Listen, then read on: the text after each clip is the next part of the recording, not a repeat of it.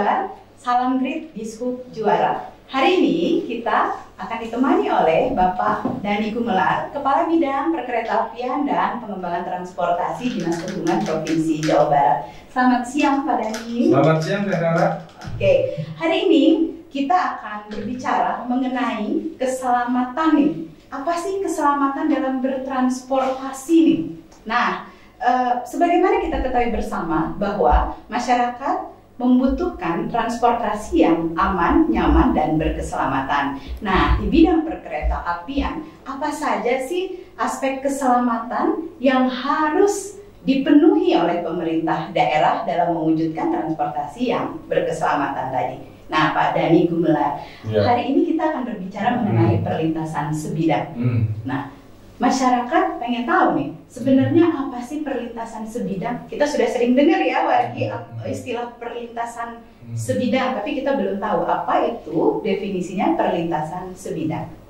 Ya, jadi gini Teh Rara, perlintasan sebidang itu pada saat rel kereta api bertemu dengan objek lainnya. Dalam hal ini rel itu bertemu dengan jalan. Nah, pada saat rel bertemu dengan jalan itu dinamakan dengan perlintasan sebidang.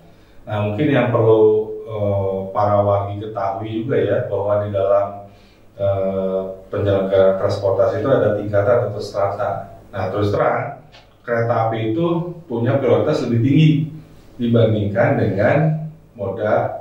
Dalam hal ini kita berbicara moda darat ya, kan ada dua nih, kendaraan dan kereta api. Nah, kereta api itu mempunyai prioritas paling tinggi. Jadi perjalanan kereta api itu dia tidak boleh ada hambatan. Ya, jadi pada saat dia bertemu dengan jalan, otomatis yang ditutup itu bukan relnya, tapi jalannya. Bahwa mobil itu tidak boleh melintasi karena perjalanan kereta. Ya sampai saat ini ya masih banyak tingkat kecelakaan, terutama di perlintasan sebidang. Iya, Wargi ya. Lucu juga kalau seandainya ketemu jalan, keretanya yang ngerem. Gitu.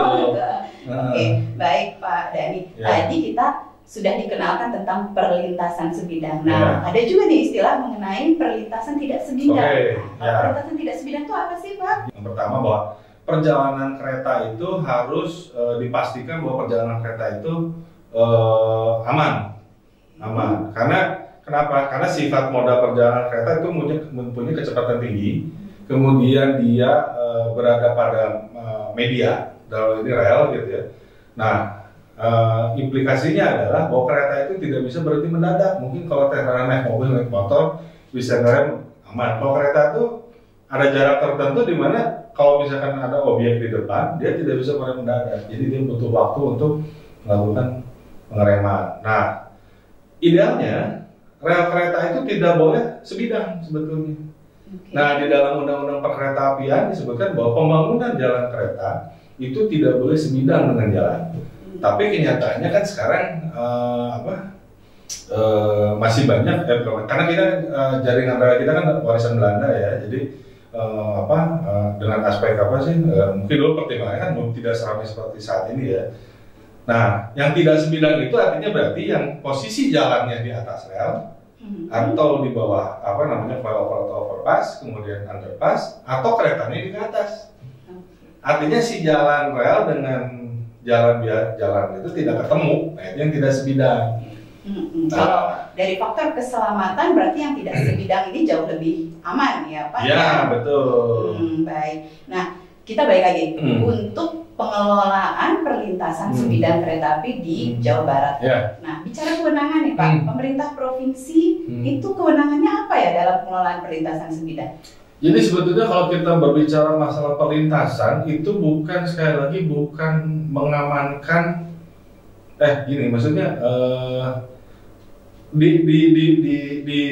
dibangunnya perlintasan adalah untuk mengamankan perjalanan kereta. Sebetulnya untuk mengamankan perjalanan kereta, karena sifat kereta itu yang cepat dan dia punya yang tidak bisa merem dadak. Nah, terus pada saat dia ketemu jalan, nah itulah nanti kewenangan provinsi masuk. Karena kewenangan sampai saat ini terus terang pemerintah provinsi Jawa Barat belum mempunyai perkeretaapian provinsi. Ya, kita berbicara existing dulu aja ya. Iya. Nah, pada saat masuk ke jalan, nah itulah ada kewenangan kan, kewenangan jalan nasional, jalan provinsi, jalan kabupaten kota. Nah, sekarang peran provinsi kita adalah pengelolaan perlintasan sebidang di jalan provinsi. Oh iya. Yang status jalannya jalan provinsi sebetulnya itu adalah masuk di moda transportasi darat sebetulnya. Kalau dihitung ada berapa ya Pak ya jumlah perlintasan sebidang di jalan provinsi? Untuk perlintasan yang sebidangnya itu 35 ruas jalan yang ada, terus yang tidak sebidangnya 7. Oke. Jadi total 42. Iya. Nah, apa saja sih yang wajib dipenuhi oleh pemerintah daerah dalam pengelolaan di jalan provinsi tadi, Pak? Ya, yang pertama kewajibannya adalah kita harus menyediakan rambu. Oke. Rambu peringatan. Rambu peringatan. Nah, sekarang nggak tahu nih warga Jabar ngeh nggak bahwa kalau ada tanda stop harusnya apa? Mobil berhenti kan? Berhenti. Nah, jadi kalau yang betul ya sesuai dengan undang-undang lalu lintas itu, pada saat kita lihat tanda stop itu mobil berhenti banyak terus. Nah, sekarang ada tanda stop nih di perlintasan, rata-rata terus kan? Iya. Harusnya enggak, harusnya gini, stop tuh ya, tanda stop dia berhenti, lihat kanan lihat kiri, buka jendela, dengar suara nggak? Walaupun di situ ada pintu. Walaupun tidak ada pintu. Ada. Walaupun ada pintu. Ada pintu. Okay. Makanya kenapa pintu perlintasan ada neno dan itu sebagai set. Nah, kita memasang rambu. Kewajiban pemerintah itu ada peraturan menterinya, peraturan menteri terkait dengan pemasangan rambu lalu lintas di perlintasan sebidang. Alhamdulillah untuk di level provinsi kita sudah memenuhi semua persyaratan ya. Ya at least 70% rambu peringatan yang penting lah, tanda stop, tanda kereta, lampu, itu aja. Okay. Kalau idealnya kan udah ada kita gaduh apa sih? Iya. Rambu. Lalu? Kemudian kita juga khusus di tahun ini 2 tahun ke depan khusus kota-kota metro terutama Jakarta dan Jabodetabek dan Bandung Raya kita propose untuk membangun flyover. Oke, mau dijadikan perlintasan sebidang yang lebih aman ya Pak? Ya, betul. Contoh di beberapa bulan kemarin kan diresmikan oleh Pak Gubernur itu di jalan depan rumah sakit Dustira itu yang kemarin ke atas. Nah, kemudian mungkin 2 tahun ke depan di Kota Bandung ada kalau nggak salah ada 3 lagi flyover yang akan dibangun.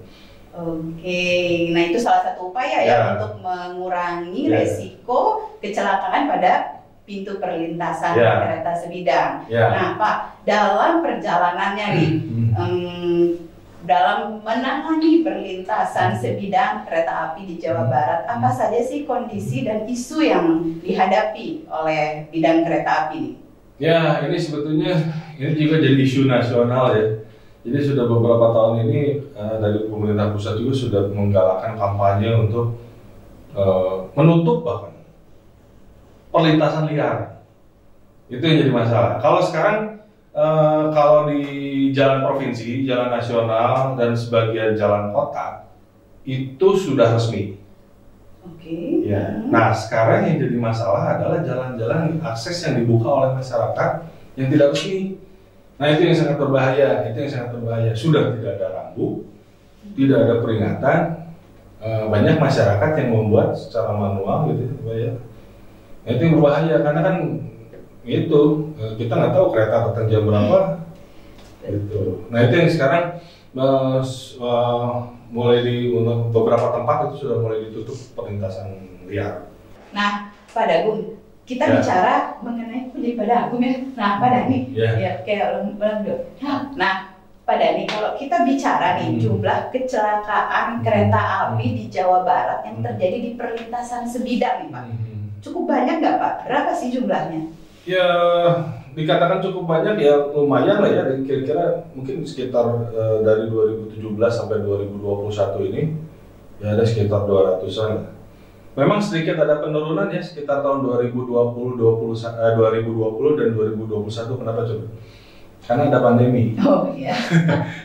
ada pandemi, apalagi saat-saat awal itu kan mobilitas masyarakat dibatasi, itu yang pertama. Yang kedua, pergerakan kereta api juga menurun. Tapi sekarang sudah ada tren lagi nih, tren ini yang kurang menyenangkan gitu ya, sudah mulai naik lagi gitu sih. Tapi ya alhamdulillah di Jawa Barat masih belum ada yang sifatnya lakajol dengan jumlah korban yang cukup banyak gitu. Tapi ini harus kita antisipasi ke depannya karena memang sebagai gambaran aja ya, untuk perjalanan kereta Jakarta-Bandung itu merupakan salah satu tingkat intensitas perjalanan kereta yang paling tinggi di Indonesia, Jakarta-Bandung gitu. Nah, itu juga perlu jadi pertimbangan ke depannya. Kalau sekarang tren, apalagi sekarang sudah tidak dilakukan lagi untuk PCR untuk naik transportasi ya, atau kemungkinan naik dan mungkin perjalanan kereta akan ditambah lagi. Jadi intensitas perjalanan kereta tinggi sehingga juga akan hektik lagi nih perlintasan sebidang. Betul. Apalagi sekarang pergerakan masyarakat mobilitas di beberapa tempat juga sudah mulai tinggi ya, artinya kan yang melintas di rel juga sudah semakin banyak. Nah itu. Waduh, benar-benar. Nah tapi Pak, menurut pengamatan Bapak nih, apa saja sih yang menjadi penyebab kecelakaan di perlintasan sebidang? Faktor apa sih yang paling berpengaruh? Ya mungkin ini sedikit klise atau gimana ya, karena memang tingkat kedisiplinan masyarakat kita terhadap keselamatan ya itu masih sangat rendah ya. Itu juga jadi PR kita semua, baik pemerintah maupun stakeholder yang lain. Yaitu salah satunya, kita kan jarang memperhatikan rambu, kecuali dalam parkir semperboden mungkin tahu ini. Nah itu jadi kita dari pemerintah gitu ya, tidak bosan-bosannya untuk melakukan sosialisasi bahwa pada saat melintasi rel, nyebrang rel, hati-hati aja gitu. Karena banyak kejadian itu biasanya di malam hari atau apa, bahkan ada, dan rata-rata orang luar kota tersebut gitu. Iya. Yang belum tahu ya Pak ya kondisi. Dan bahkan yang sangat ya kadang-kadang miris gitu ya. Itu pintu udah ditutup tapi banyak yang ngebuka sendiri terus nyelonong kan. Aduh, iya. Maaf nih, biasanya pengendara motor ya, pengendara mobil nggak bisa susah. Nah itu banyak yang melanggar gitu ya. Padahal itu kan itu di depan kereta lo baca itu kebanyakan apa gitu.